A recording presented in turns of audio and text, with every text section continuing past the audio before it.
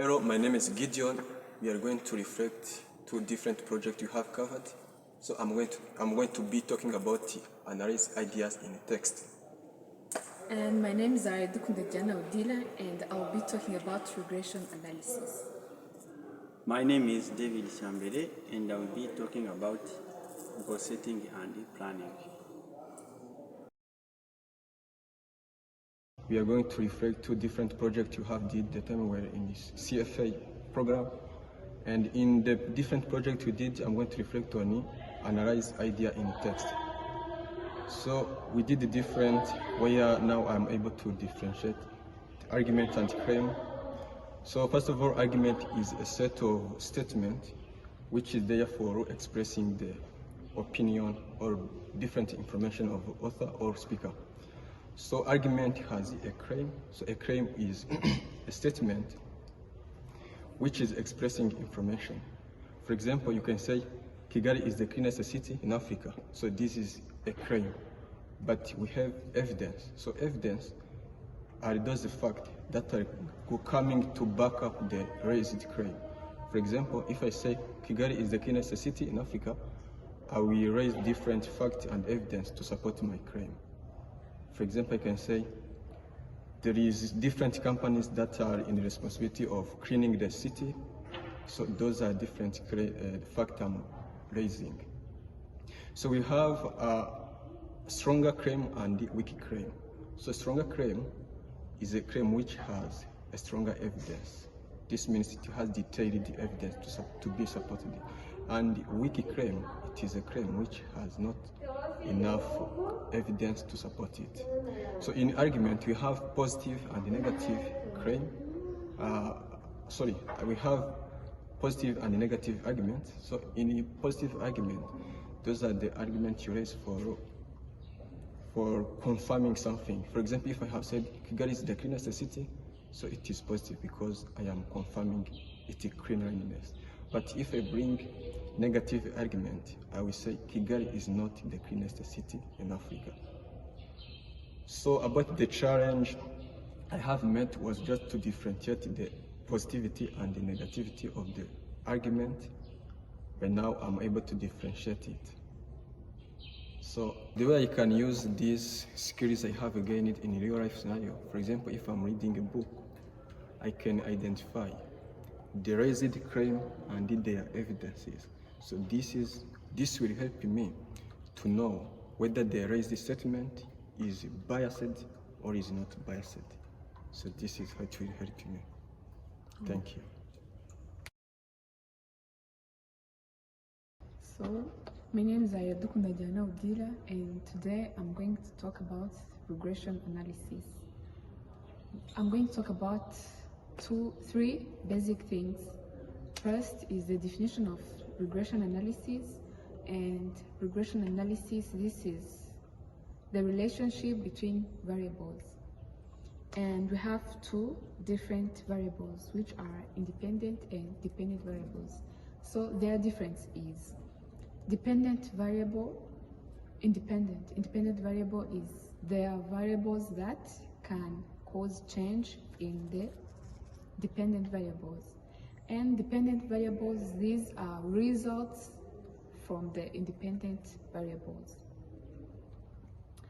So when in regression analysis, I have an example of dependent and independent variable. We have let's take an example of study hours. The hours you took while studying are going to affect the performance you're going to get. So in this example, the study hours are the independent variable and the performance is the dependent variable because it depends on the hours you took studying. And that is it for now. Any questions? Okay, thank you, Odila. You have been talking about the project you have worked on called regression analysis. So I have a question for you. Is there any challenge you have encountered while you was working on the project? So if there is, what the strategies you have used to overcome those challenges? Thank you. Yeah, thank you for the question. During this project, I encountered a challenge of differentiating between dependent and independent variable. At first, it was not easy because in some cases it is difficult to differentiate them. For example, the age and the weight. When someone tells you his age or her age, it is possible to predict their weight. So in that case, it was difficult to know which one is dependent and which one is independent. So the strategies I used are to reading resources and materials, which includes the definitions and examples of dependent and independent variables are the key terms, I guess, to understand more about regression analysis. Thank you. So, any other question or?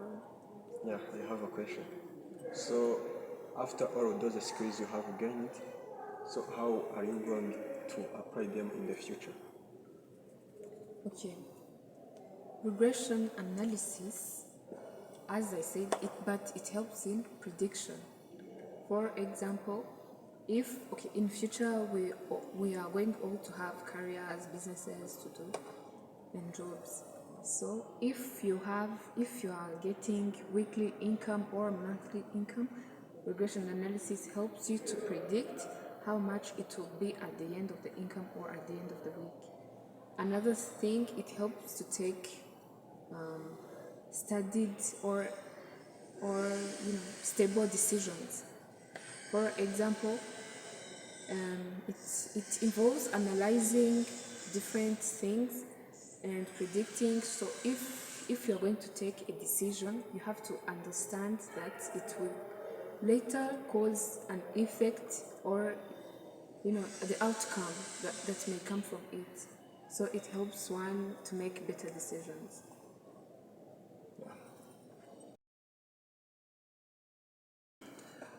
Okay, thank you for my colleagues for their sharing.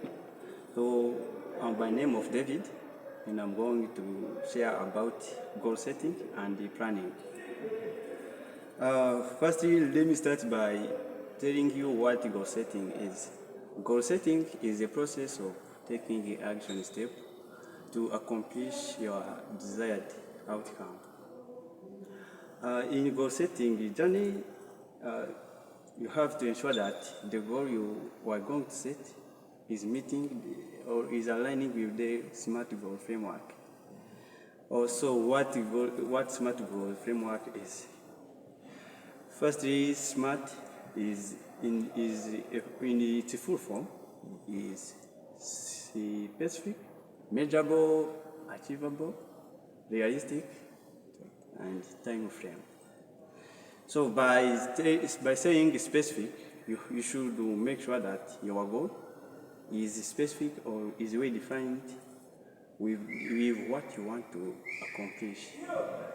So about measurable, you should make sure that your goal is measurable or quantifiable by how you are going to achieve your goal. On the third, we have achievable. You have to make sure that your goal is achievable or is possible to be achieved. On the fourth, we found that we have realistic. You should make sure that your goal is aligning with your personal mission, vision, and priorities. And the last, we have time frame. You have to set the deadline of when your goal will be achieved. Yeah. So after you have finished to set your goal, you have to have a look at how you will achieve your goal. Because maybe it is a long-term goal. You have to have a look at action plan. This is a crucial step in your goal setting. Action plan will help you to cutting down your goal into smaller, manageable parts, so that you can work on each task by setting its ending time. Okay, let me give example of a goal which is smart. During my journey at CFA program, I aim to complete my Associate of Science degree by the end of July 2024. I will achieve this goal by submitting 7 projects every month and demonstrating a mastery of skills from these competencies. This goal is relevant to my academic growth and my professional growth. So this goal is smart because it shows what I really want to achieve, and also it shows you when I will achieve my goal. So as I was saying about the action plan, you can create an action plan of this goal by cutting it down into manageable sub goals. Yeah, means an action plan has element. It has a part of sub goals. It also has the part of activities. How every activities you will work on in your goal. Also, it has a milestones. It has and a tracking. How we track the progress of how you are working on each task. So I am pretty sure by following this step of action plan, we achieve your goal. So also in creating action plan, you have to be mindful of your strengths and weakness. And on this part, here we employ what we call SWOT analysis. This is a tool which helps everyone to know where you excel well and where you need the improvement. Yeah, this tool can help someone to understand their strengths with opportunities and their weaknesses with threats. Thank you. Any question around? I'm ready to answer. I have a question. So you talked about the goal setting and taking action plan, but I did not hear if you had any challenges during the goal or during the project. You can share with us. Of course, I have faced many challenges while working on this project of goal setting and planning. Firstly, there is to forget to use SWOT analysis. As I mentioned, this is a crucial step everyone can be mindful.